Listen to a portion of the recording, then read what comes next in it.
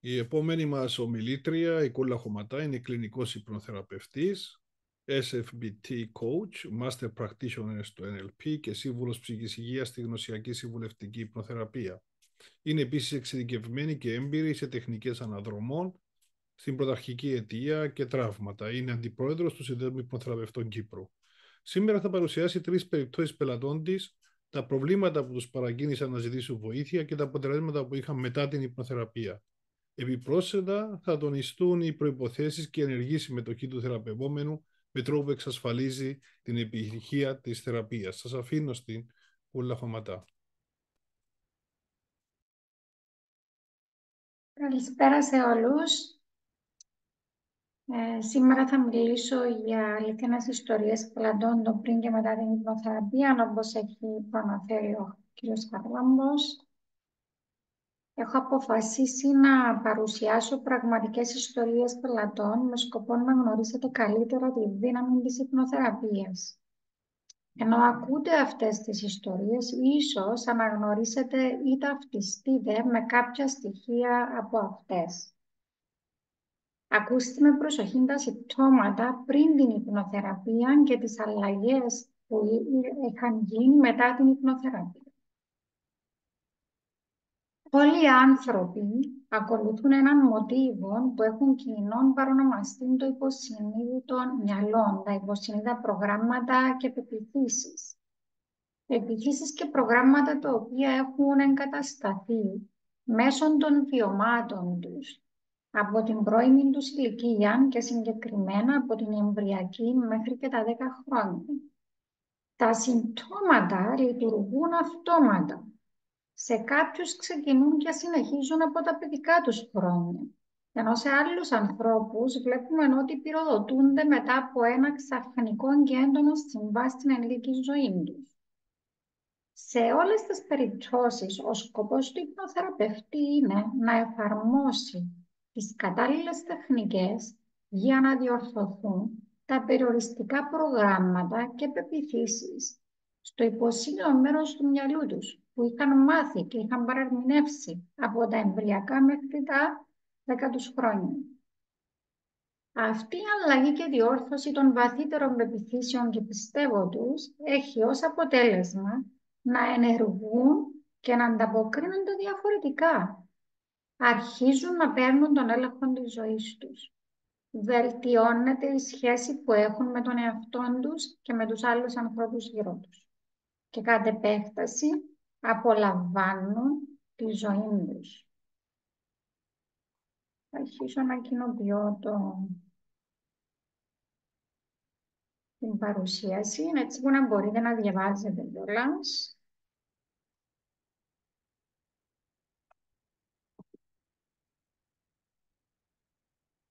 Σε κάθε περίπτωση που θα παρουσιάσω, θα παρουσιαστεί το προφίλ του κάθε ατόμου, το ιστορικό και τα προβλήματα, η διαδικασία θεραπείας και τα αποτελέσματα που είχε και οι αλλαγές μετά τη θεραπεία.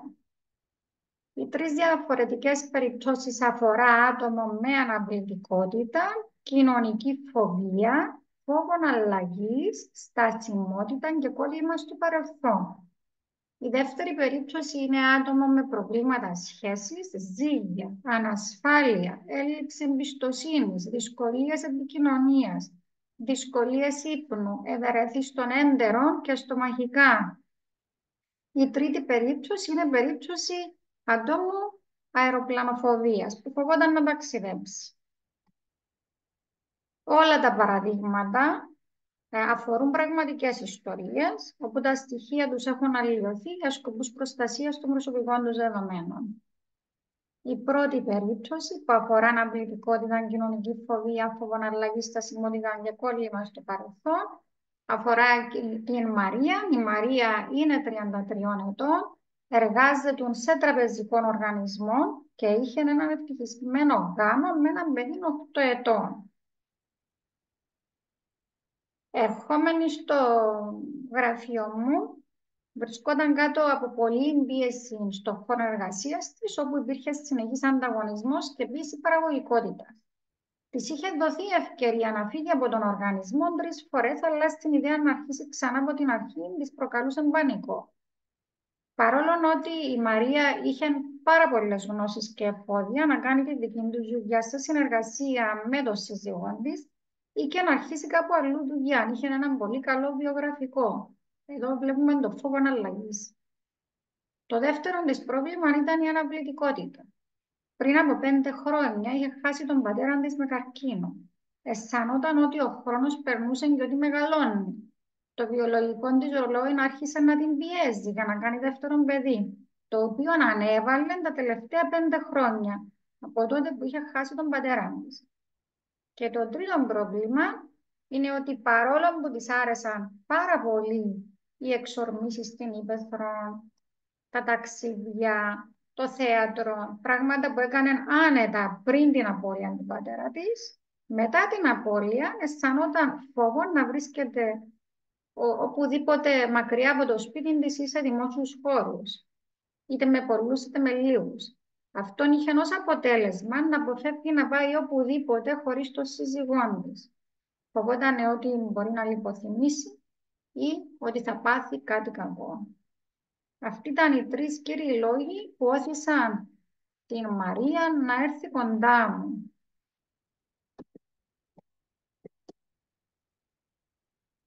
Ένα λεπτό, γιατί κάτι έχει κολλήσει. Ωραία. Η Μαρία ξεκίνησε τις συνεδρίες της 5 χρόνια μετά από την απώλεια του πατέρα της. Μέχρι τότε ζούσε απομονωμένη στο σπίτι και σε μια συνεχή πάλι να αντέξει την πίεση στον χώρο εργασίας. Μου είχε επίσης πει ότι είχε βάλει τουλάχιστον 10 με 12 κιλά βάρος, ενώ πριν το θάνατο του πατέρα της δεν είχε ποτέ πρόβλημα με βάρος. Παρ' όλα τα αυτά δεν το θεωρήσαν ως κύριο πρόβλημά της, εφόσον τα άλλα ήταν πολύ πιο επώδυνα για τη ζωή της. Στις πρώτες συνεδρίες είχε πρώτα αναγνωρίσει τα 3 προβλήματα της ζωής και θέσαμε ως πρώτο στόχο να ξεπεράσει το θέμα κοινωνικής φοβίας, το οποίο επηρεάζει άμεσα και ολοκληρωτικά την ποιότητα ζωής της. Η ίδια θεώρησε ότι θα ήταν θαύμα να μπορέσει να βγει από το σπίτι και να κάνει άνετα αυτά που έκανε παγιά. Επίσης, θεωρούσε ότι αυτή η αλλαγή θα της επέτρεπε να διορθώσει και τα άλλα 2 μεγάλα της θέματα. Η Μαρία ήταν αρκετά συνειδητοποιημένη ότι το πρόβλημα κοινωνικής φοβίας πυροδοτήθηκε όταν έχασε τον πατέρα της, σαν να της ξύπνησε μια αδρανή πεποίθηση. Μετά από κάποιες συνεδρίες, μπορούσα να δω χαμόγελο στο πρόσωπό της. Θυμάμαι την πρώτη φορά που μου είχε αναφέρει ότι κατάφερε να πάει για ψώνι. Η αλλαγή ήταν σταδιακή, αλλά οριστική στην πάροδο χρόνου. Υπήρξαν κάποιες παλινδρομήσεις, αλλά με συνεχή προσπάθεια και επιπρόσθετα κάνοντας νοητικές ασκήσεις στο σπίτι, κατάφερε να ξεπεράσει τις φοβίες της. Ο πρώτος της θηριασμός ήταν όταν πήγε μόνη της σε μεγάλο πολυκατάστημα και όταν είχε πάει για θέατρο.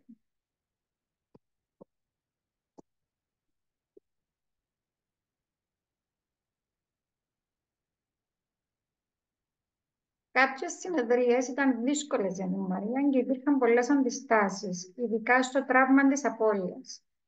Βοήθησε όμως το γεγονός ότι η ίδια αναγνώριζε το πρόβλημα της αντίστασης της να κλάψει και να έρθει σε αποδοχή. Η Μαρία, παρόλες τις αντιστάσεις, παρέμεινε στο στόχο της και συνέχισε τη θεραπεία. Μέσω της θεραπευτικής σχέσης φτάσαμε σε επίπεδα όπου μπορούσε να εκφράσει τα συναισθήματά της. Και μέσα από την εμπιστοσύνη που δημιουργήθηκε μπορέσαμε να πάμε στα πρωταρχικά της τραύματα, όπου έγινε βαθύτερη θεραπεία. Η Μαρία ήταν συνεπής στις εβδομαδιαίες συνεδρίες της και παραλλήλα άκουγαν όλες τις ηχογραφημένες ασκήσεις χαλάρωσης και ενδυνάμωσης στο σπίτι. Αυτό βοήθησε στην ψυχοκάθαρση της με το να βιώσει τον καταπιεσμένο πόνο και τελικά να τον απελευθερώσει. Μετά την ψυχοκάθαρση μπόρεσε με άνεση να κοινωνικοποιηθεί, με αποτέλεσμα να αραιώσουμε τις συναντήσεις μας. Τα πρώτα αποτελέσματα είχαν φανεί από το δεύτερο μήνα, όπου είχε κάνει εγγραφή σε γυμναστήριο και μετέπειτα μπορούσε να επισκεφτεί μεγάλες υπεραγορές. Εδώ βλέπουμε ξεκάθαρα πώς είχε αλλάξει η περιοριστική παιδική πεποίθηση που έλεγε «Φοβάμαι τον κόσμο, ο κόσμος είναι επικίνδυνος», σε μια πεποίθηση που έλεγε «Μου αρέσει να είμαι με κόσμο, περνάω ευχάριστα όταν βρίσκομαι με κόσμο, γνωρίζω καινούριους ενδιαφέρον ανθρώπους και μαμάδες, μπορούμε να ανταλλάξουμε ιδέες για τα παιδιά μας». Μετά από 6 μήνες δουλειάς, η Μαρία μπορούσε άνετα να πάει σε θέατρα μαζί με το παιδί της. Έκανε εξορμήσεις στην ύπαιθρο και κυκλοφορούσε άνετα σε χώρους με πολύ ή με λίγο κόσμο. Στη συνέχεια, αφού προχωρήσαμε και αφού είχε αναγνωρίσει τις ικανότητες της ότι μπορούσε να καταφέρει να δημιουργήσει μια επικερδής επιχείρηση, η περιοριστική πεποίθηση από το «φοβάμαι να φύγω», «φοβάμαι τις αλλαγές», «δύσκολο να τα καταφέρω», «πώς θα επιβιώσουμε μετά», είχε αλλάχθει σε «μπορώ να τα καταφέρω», «έχω σίγουρα πολλές επιλογές», «ό,τι και να γίνει θα βρω τρόπο να έχω εισοδήμα». Η Μαρία πήρε το πακέτο πρόωρης αφιπηρέτησης από την τράπεζα και άρχισε τη δική της δουλειά. Δουλεύει τις ώρες που την βολεύουν καλύτερα και αισθάνεται ότι έχει βρει τον εαυτό της. Εν τω μεταξύ, στο μεσοδιάστημα είχε παρατηρήσει ότι έκανε καλύτερη διατροφή και χωρίς καμιά ιδιαίτερη προσπάθεια είχε βρει την παλιά της σιλουέτα. Με μεγάλο χαμόγελο και ικανοποίηση μου είχε πει συγκεκριμένα τα εξής. Δεν καταλάβαινα που ήμουν και την πίεση που εβίωνα τόσα χρόνια. Τώρα έχω βρει τον πραγματικό μου εαυτό. Εδώ φαίνεται ξεκάθαρα ότι είχε ξεπεράσει τον φόβο αλλαγής και τη στασιμότητα.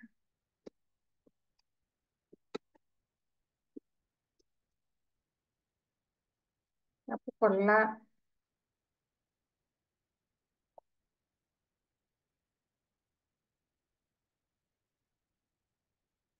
Φεύγοντας από την τράπεζα και αφού άρχισε να κάνει τη δουλειά της, τη δική της δουλειά, είχε αναφέρει συχνά ότι άρχισε να κάνει σκέψεις για δεύτερον παιδί. Μερικούς μήνες μετά μου είχε ανακοινώσει ότι ήταν έγκυος και πετούσε σε πελάγια ευτυχίας. Εδώ βλέπουμε ξεκάθαρα πως είχε αλλάξει η περιοριστική της πεποίθηση από το «αναβάλλω την εγκυμοσύνη, φοβάμαι ότι δεν θα τα καταφέρω», σε «αισθάνομαι καλά και είμαι έτοιμη για δεύτερο μωρό. Σίγουρα μπορούμε να το μεγαλώσουμε άνετα, εξάλλου ήταν πάντα στα σχέδιά μας». Συνεχίσαμε τις συναντήσεις μας ακόμα πολύ πιο αραιά για έναν εύκολο φυσικό τοκετό. Η Μαρία έχει γεννήσει φυσικά και έχει κάνει έναν υγιέστατο κοριτσάκι. Συνοπτικά, η Μαρία ολοκλήρωσε τις συνεδρίες μας και έχει καταφέρει να ξεπεράσει τα 3 κύρια προβλήματά της. Αισθάνεται άνετα και σίγουρη για τον εαυτό της όπου και να βρίσκεται σε κοινωνικές συναντήσεις. Έχει προχωρήσει επαγγελματικά κάνοντας τη δική της επιχείρηση και έχει αποκτήσει δεύτερον παιδί. Γενικά αισθάνεται σίγουρη, ικανή και έχει εσωτερική πίστη ότι μπορεί να θέσει και να πετύχει καινούριους στόχους ζωής. Η δεύτερη περίπτωση αφορά νεαρή με προβλήματα σχέσης, ζήτια, ανασφάλεια, έλλειψη εμπιστοσύνης και δυσκολίες επικοινωνίας, κλείσιμων εαυτού. Η άντρη είναι 28 ετών. Εργάζεται ως γραμματέας σε γραφείο ανάπτυξης γης. Βρίσκεται σε προβληματική σχέση εδώ και 3 χρόνια. Το ιστορικό της άντρης πριν την υπνοθεραπεία. Οι άντροι αισθάνονταν συχνά ότι ο σύντροφός της ίσως να έχει παράλληλη σχέση ή ίσως να τον πολιορκούν άλλες γυναίκες. Πολύ συχνά είχαν την ανάγκη να ελέγχει το κινητό του στα κρυφά.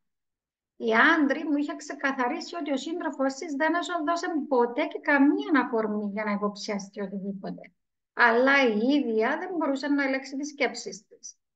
Επίσης μου είχε αναφέρει ότι σε καμία άλλη προηγούμενη της σχέση δεν είχε τέτοιες ανασφάλειες.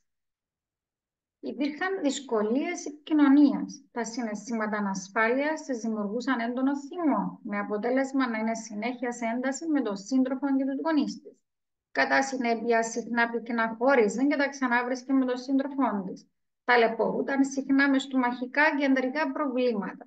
Στον χώρο εργασίας της ήταν απόμακρη από όλους τους συνάδελφους. Ποτέ δεν έκανε παρέα με κανένα στα διαλύματα. Απόφευγε να έρθει πιο κοντά με οποιοδήποτε. Πίστευε ότι όλες οι άλλες συνάδελφοι στη δουλειά τη ζήλευαν ή δεν την ήθελαν. Από την αρχή της σχέσης της διέκοψε να βλέπει τις κολλητές της φίλες και σταμάτησε το γυμναστήριο και κλείστηκε στον εαυτό της. Εδώ βλέπουμε κλείσιμο εαυτού σε όλες τις πτυχές, όχι μόνο στη δουλειά, και από τις φίλες της. Στη διαδικασία θεραπείας, η άντρια, αφού ξεκίνησε τις συνεδρίες της το 2021, αφού είχε καταλάβει ότι θα έχανε τον σύντροφο της, Ήθελε να νιώσει καλύτερα, μου ανάφερε πόσο πολύ την ταλαιπωρούσαν οι έμμονες σκέψεις της και ότι δύσκολα κοιμόταν τα βράδια. Το κύριο της μέλημα ήταν να ξεπεράσει την ανασφάλεια και τη ζήλια, να μπορέσει να εμπιστευτεί τον σύντροφό της και να κοιμάται ήσυχα. Υπήρχε και ψυχοσωματικό πρόβλημα με το στομάχι και τα έντερα της, όπου μετά από έλεγχο στον γιατρό μου πάθηκε ότι ήταν από το άγχος της. Είχαμε δουλέψει εβδομαδιαίως για ένα χρονικό διάστημα, όπου έγινε θεραπεία σε προγενέστερο τραύμα που έτυχε να ζήσει στα εφηβικά της χρόνια με έναν αγόρι που της άρεσε και ο τρόπος που την είχε απορρίψει. Δουλέψαμε πολύ με την αυτοαξία της και επίσης την αποδοχή της απόλυσης της σε προηγούμενη εργασία, στην οποία φαίνεται να ήταν μια άδικη απόλυση και απόρριψη προς αυτήν. Επίσης, φάνηκε η απόλυση να είχε γίνει την ίδια χρονική στιγμή που είχαν αρχίσει τα προβλήματα ανασφάλειας και ζήλιας και όλα τα ψυχοσωματικά της προβλήματα. Αποφάσισε να σταματήσει την υπνοθεραπεία μετά από τη βελτίωση που είχε στη σχέση της και αφού μπόρεσε να κοιμηθεί ήρεμα τα βράδια. Ως αποτέλεσμα, η πρώτη αλλαγή φάνηκε από τους πρώτες ήδη 3 συνεδρίες, αφού της είχε φύγει η ανάγκη να ελέγχει το κινητό του συντρόφου της, ενώ μετά σταμάτησε να ελέγχει τα social media του. Στις 6 εβδομάδες άρχισε να ξαναεπικοινωνεί με τις φίλες της και να τις συναντά για καφέ εβδομαδιαίως. Αρχές του τρίτου μήνα η άντρη ξεκίνησε ζούμπα, πράγμα που της άρεσε πολύ παλιά. Στον τέταρτο μήνα άρχισαν να κοινωνικοποιούνται ξανά με άλλους φίλους και φίλες με τον σύντροφό της και ένιωθε εμπιστοσύνη. Η παγιά υποσυνείδητη επίθεση της από «δεν είμαι αρκετή για να αγαπηθώ» είχε διορθωθεί σε «είμαι αρκετή και μοναδική. Ο σύντροφος μου με αγαπάει αυτόν που είμαι. Αξίζω να με αγαπούν». Η άντρη με είχε ενημερώσει στο τέλος εκείνης της χρονιάς και μου είχε ανακοινώσει τον αραβόνα της με το αγόρι της. Με ευχαρίστησε για το πόσο όμορφα είχε αλλάξει η σχέση τους και το πόσο καλά ήταν. Μου είπε «χωρίς εσένα θα είχα χάσει έναν υπέροχο άνθρωπο». Η άντρη τελείωσε τον πρώτο γύρο συνοδειών της με στόχο θεραπεία στις σχέσεις της. Αισθάνεται ασφαλής με τον σύντροφό της, έχει ξαναβρει τους παλιούς της φίλους, άρχισε να κάνει τα χόμπι της, κοιμάται ησυχά τα βράδια και αισθάνεται πολύ πιο ολοκληρωμένη. Οι άντροι επέστρεψαν πίσω, ξανά, μετά από 1,5 χρόνο, με καινούριους στόχους. Μου ανάφερε ότι ο πρώτος της στόχος με τη σχέση της είχε επιτευχθεί, αισθανόντας σιγουριά και ασφάλεια με τον αραβωνιαστικό της και ότι είχαν ορίσει και ημερομηνία γάμου. Τώρα είχε ως στόχο της να μπορέσει να κάνει αυτό που την έκφρασε και να αρχίσει τη δική της δουλειά ως δασκάλα, βοηθώντας μικρά παιδιά με τα μαθήματά τους, ότι ήταν ψυχικός δασκάλα και ότι φοβόταν την αλλαγή για να αρχίσει ξανά από την αρχή. Επίσης, την ταλαιπωρούσαν ακόμη το στομάχι της και τα έντερα της λόγω άγχους της δουλειάς της. Είχαμε δουλέψει εβδομαδιαίως ξανά για ένα χρονικό διάστημα, όπου είχαμε την ευκαιρία τώρα να δουλέψουμε σε πιο βαθιά τραύματα και να είναι πιο σίγουροι για τον εαυτό της. Συγκεκριμένα δουλέψαμε φόβους και παιδικά τραύματα. Από την τρίτη συνεδρία αποφάσισε να αρχίσει να βοηθάει παιδάκια 2 με 3 φορές την εβδομάδα σε δικό τους χώρο μετά τη δουλειά. Τα αποτελέσματα της υπνοθεραπείας ήταν, αφού έκαναμε ακόμα μερικές συνεδρίες, άρχισε να φαίνεται όταν ξεκίνησε να μιλάει σε φίλους και φίλες ότι ψάχνει να βρει παιδάκια που θέλουν βοήθεια για διάβαση. Ως δεύτερο βήμα, αν είχε κάνει συμφωνία στον χώρο εργασίας της, να αρχίζει νωρίτερα και να τελειώνει νωρίτερα στη δουλειά. Από το δεύτερο μήνα είχαν ήδη 5 μαθητές. Και πράγματι έκανε πολύ ευχάριστα το μάθημα και οι γονείς της έλεγαν πόσο έχουν βοηθηθεί τα παιδιά τους.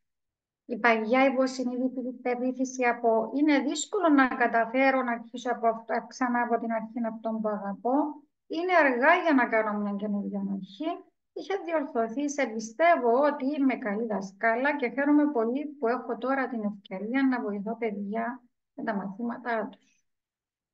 Η άντρη είχε δώσει την παρέτηση της αρχές της επόμενης χρονιάς και σήμερα έχει δικό της χώρο που βοηθάει παιδιά. Περαιτέρω, στο μεσοδιάστημα έχουν σταματήσει τα στομαχικά και εντερικά προβλήματα. Συνοπτικά, η άντρη τελείωσε τον δεύτερο γύρο συνοδριών της με στόχο την αλλαγή της καριέρας της. Αρχικά έκανε μαθήματα σε παιδιά παράλληλα με τη δουλειά της. Σήμερα κάνει αποκλειστικά αυτό που αγαπάει, έχοντας την πολυτέλεια να ρυθμίζει τον χρόνο της. Οι γονείς των παιδιών είναι κατενθουσιασμένοι με την απόδοση των παιδιών τους. αισθάνεται απόλυτα υγιής, χωρίς στομαχικά και εντερικά προβλήματα. Έχει παντρευτεί και έχει άψογες σχέσεις με το στενό και ευρύτερο περιβάλλον της.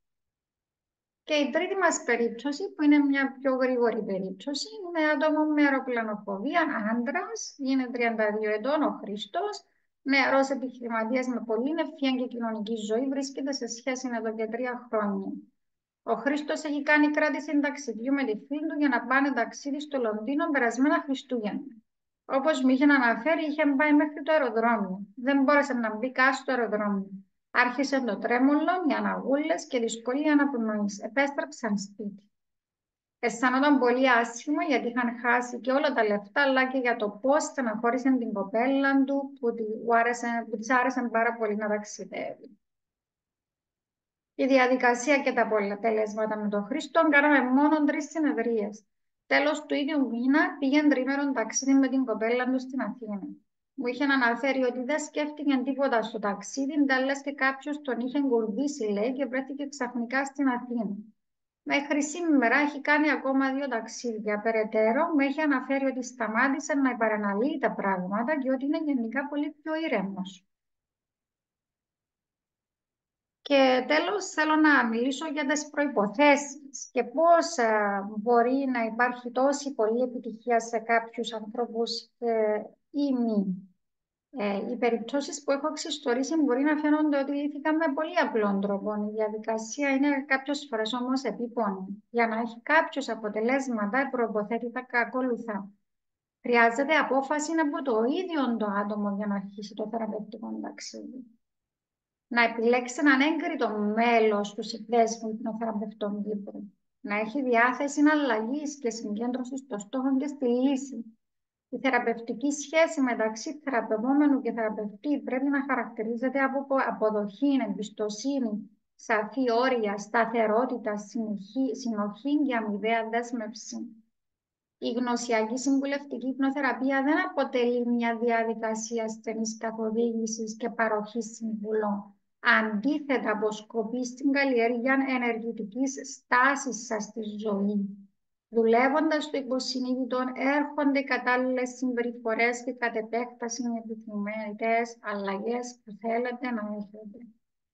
Συμπερασματικά, φτάνοντας στο τέλος, η υπνοθεραπεία είναι μια μέθοδος που φέρνει πολύ πιο γρήγορα αποτελέσματα από οποιαδήποτε άλλη μέθοδο ψυχανάλυσης ψυχοθεραπείας. Ενώ δουλεύουμε για ένα πρόβλημα, παρατηρούνται αλλαγές και διόρθωση σε άλλα θέματα, όπως τα ψυχοσωματικά. Οπότε ταυτόχρονα ένα άτομο βλέπουμε ότι υπάρχει ολιστική αλλαγή, δεν είναι μόνο ένα κομμάτι που διορθώνεται. Αν γίνει μια βαθιά θεραπεία, τα αποτελέσματα είναι οριστικά. Αν κάποιος διακόψει ή δεν ακολουθεί το πρόγραμμα σωστά, τότε δεν γίνεται σωστή θεραπεία. Είναι σαν να ξεκινά από την αρχή κάθε φορά. Κάνοντας θεραπεία σε έναν άτομο μιας οικογένειας, μερικές φορές παρατηρούμε αλλαγές και στους υπόλοιπους γύρω του. Γίνεται θεραπεία σε ένα και οι άλλοι γύρω του καθρεπτίζουν τις δικές του αλλαγές και πεποιθήσεις. Τελειώνοντας, θέλω να ευχαριστήσω το Σύνδεσμο Υπνοθεραπευτών Κύπρου και τους οργανωτές της σημερινής ημερίδας για την ευκαιρία που μας δόθηκε να παρουσιάσουμε τα θέματα μας. Οποιασδήποτε ερωτήσεις παρακαλώ μπορεί να τις γράψετε ή ακόμα και να με ρωτήσετε προφορικά